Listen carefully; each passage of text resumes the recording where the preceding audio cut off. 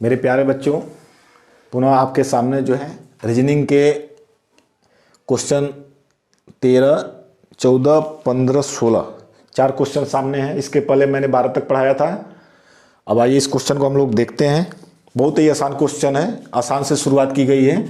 कह रहा है कि जिस प्रकार अच्छा का संबंध बुरा से है, यही बात आपको क्लियर करना है। अच्छा का जो संबंध जो है बुरा से है, ठीक उसी प्रकार मीठा का संबंध किससे है। यहाँ पर 4 ऑप्शन दिए हुए हैं। पहला है रस, दूसरा है मिठाई, तीसरा है खट्टा और चौथा इनमें से कोई नहीं। तो ये जो शब्द है अच्छा, इसका संबंध बुरा से कैसे हो सकता है। तो आपको मालूम है, आपने हिंदी में पढ़ा होगा कि अच्छा का विपरीत बुरा माना जाता है। अच्छा जो शब्द है, इसका जो विपरीत जो शब्द होता है उसको हम लोग बुरा मानते हैं। तो ठीक उसी प्रकार मीठा का विपरीत शब्द क्या होगा। आप मीठा का विपरीत शब्द जब आप ज्ञात करेंगे तो ये होता है खट्टा। ये जो है आंसर जो है इसका क्वेश्चन नंबर 13 का जो है विकल्प जो है सी सही है।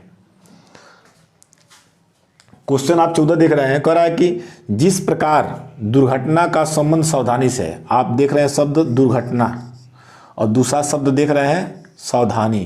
तो आपको मालूम है कि दुर्घटना कब घटित होता है, सावधानी के अभाव में। जब सावधानी नहीं रहेगा तब दुर्घटना घटित होता है। तो आप खुद बताइए बीमारी कब हो लगता है, किसके अभाव में, स्वच्छता के अभाव में। जब स्वच्छता नहीं रहेगा आपके पास तब बीमारी लगती है। तो जिस प्रकार दुर्घटना का संबंध सावधानी से है, ठीक उसी प्रकार बीमारी का संबंध जो है स्वच्छता से है। अर्थात जब आपके पास सावधानी की कमी होगी तो आपको दुर्घटना जो है घटित हो सकता है, और जब भी आपके पास स्वच्छता की कमी होगी तो आपको बीमारी लग सकती है। तो ये जो है इसका ऑप्शन जो है सी, अर्थात क्वेश्चन 14 का जो है तीसरा विकल्प सही है। अब जो है क्वेश्चन 15 आप देख सकते हैं। कह रहा है कि पत्थर का संबंध कठोर से है, ठीक उसी प्रकार पंख का संबंध किससे होगा। तो आपको मालूम है पत्थर की एक क्वालिटी होती है कि वह कठोर होता है। अर्थात पत्थर जो होता है कठोर होता है। तो पंख कैसा होता है, पंख की क्वालिटी क्या है। तो जो पंख होता है वो होता है मुलायम, उसकी क्वालिटी होती है मुलायम। तो यहाँ पर जो है क्वेश्चन 15 का जो है ऑप्शन जो है फर्स्ट सही है। जो इसका इससे संबंध है वही ठीक इसका जो है उसी से संबंध होना चाहिए। तो पत्थर जो होता है कठोर होता है, ठीक उसी प्रकार पंख क्या होता है, मुलायम होता है। उड़ना क्यों नहीं सही होगा, क्योंकि पंख के द्वारा उड़ा जाता है। पक्षी क्यों नहीं होगा, क्योंकि पक्षी का एक पार्ट है, और पंख का ये जो सफ़ेद है, सफ़ेद आप यहाँ देख रहे हैं पत्थर जो है कठोर है।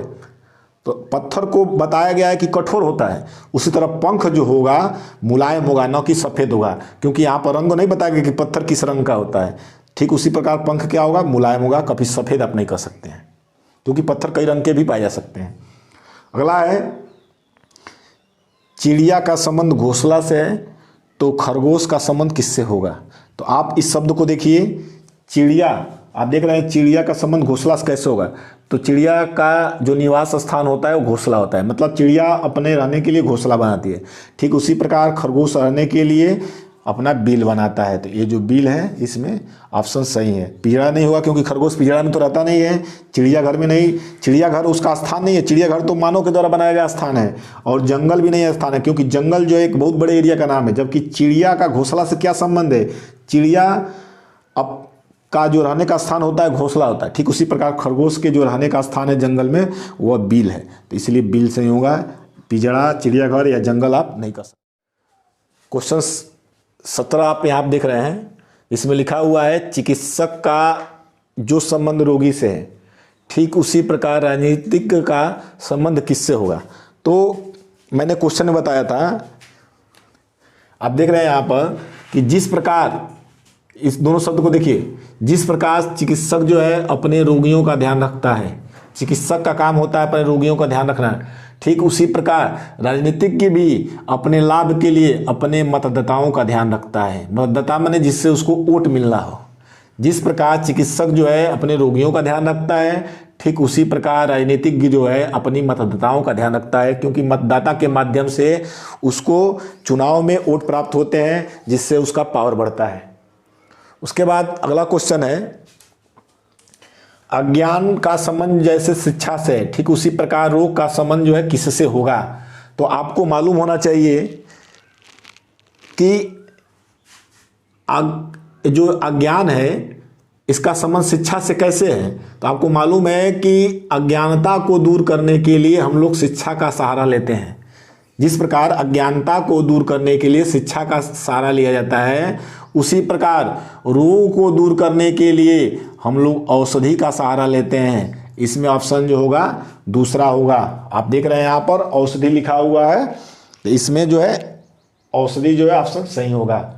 अब क्वेश्चन नंबर 19 आप यहाँ देख रहे हैं, निद्रा का संबंध जो है थकावट से है, ठीक उसी प्रकार अन्न का संबंध जो है किससे होगा। तो आपको मालूम होना चाहिए कि निद्रा से आप इससे इसका संबंध मिलाइए। आपको मालूम है कि निद्रा से अर्थात सोने से थकावट दूर हो जाती है, ठीक उसी प्रकार अन्न से क्या दूर होता है, तो भूख दूर हो जाती है। अगर आपको भूख लगा हो, अन्न मिल गया, खाने के लिए कुछ मिल गया, तो आपकी जो है भूख जो है समाप्त हो जाएगी अर्थात दूर हो जाएगी। अगला क्वेश्चन है क्वेश्चन नंबर 20। आप देख रहे हैं कि पुरुष का संबंध जो है जीवनी से है, ठीक वही संबंध राष्ट्र का किससे होगा। तो आपको मालूम होना चाहिए कि किसी भी पुरुष के जीवन की कहानी को, किसी पुरुष के जीवन की कहानी को जीवनी कहा जाता है। ठीक उसी प्रकार किसी भी राष्ट्र के कहानी को हम लोग इतिहास बोलते हैं, जो बराबर पढ़ाया जाता है। पुरानी बातें जो आपके समाज में, आपके राष्ट्र में घटित हुई हैं, उसको पढ़ाने के लिए हम लोग एक विषय चुनते हैं, जिस विषय का नाम होता है इतिहास। ये है क्वेश्चन जो है, हम लोग इसके पहले 20 तक पढ़े। अब जो है क्वेश्चन 21 आप देख रहे हैं सामने। क्वेश्चन में बोला है कि गाय का संबंध बछड़े से है, ठीक उसी प्रकार शेरनी का संबंध किससे होगा। तो पहले हम लोग इन दो शब्दों का जो है संबंध ज्ञात करेंगे। गाय जो है इसका संबंध बछड़े से कैसे है। तो आपको मालूम होना चाहिए कि जो गाय का बच्चा होता है उसी को हम लोग बछड़ा कहते हैं। गाय के बच्चे को बछड़ा कहा जाता है, यानी गाय का जो बछड़े संबंध है वो बच्चे का संबंध है। ठीक उसी प्रकार शेरनी का संबंध किससे होगा। तो शेरनी के बच्चे को क्या कहा जाता है, तो शेरनी के बच्चे को तो शेर कहा नहीं जाता है, वो इसका हस्बैंड होता है। शेरनी के बच्चे को पिल्ला तो कहा नहीं जाएगा, ये अपमानजनक बात होगी। शेरनी के बच्चे को कहा जाता है शावक, ये जो है शावक कहा जाता है। चूजा कहा नहीं जाएगा, क्योंकि चूजा जो है किसी पक्षी के बच्चे को कहा जाता है, शेरनी के बच्चे को जो है शावक कहा जाता है। तो क्वेश्चन 21 का जो है ऑप्शन जो है तीसरा शावक जो है सही होगा। उसके बाद क्वेश्चन 22 में आप लोग देख रहे हैं, डंडा का जो संबंध जो है दंड से है, ठीक वही संबंध पुरस्कार का किससे होगा। तो आपको मालूम होना चाहिए कि अगर कोई व्यक्ति अनुचित कार्य करता है, गलत कार्य करता है, समाज विरोधी कार्य करता है, तो उसको डंडा के द्वारा, अर्थात एक डंडा जो है एक इंस्ट्रूमेंट है, एक उपकरण है, एक प्रकार का जो है लठ होता है। तो इस डंडा के द्वारा जो है किसी भी व्यक्ति को अनुचित कार्य करने पर दंड दिया जाता है। ठीक उसी प्रकार यदि कोई व्यक्ति सफलता प्राप्त करता है तो उसको परिणाम स्वरूप पुरस्कार दिया जाता है। तो इसमें जो है आप सफलता जो होगा इसमें जो है इसका सही आंसर होगा।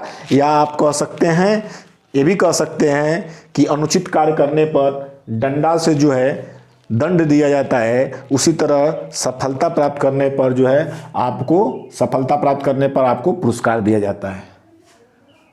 क्वेश्चन नंबर जो है 23 आप यहाँ देख रहे हैं, पायरिया का संबंध जो है दांत से है, ठीक उसी प्रकार ट्रकोमा का संबंध किससे होगा। ये जो है जीके का क्वेश्चन भी है। तो आपको मालूम होना चाहिए, दांत में एक बीमारी होती है जिसको हम लोग पायरिया कहते हैं, जिसमें दांत से खून आते हैं।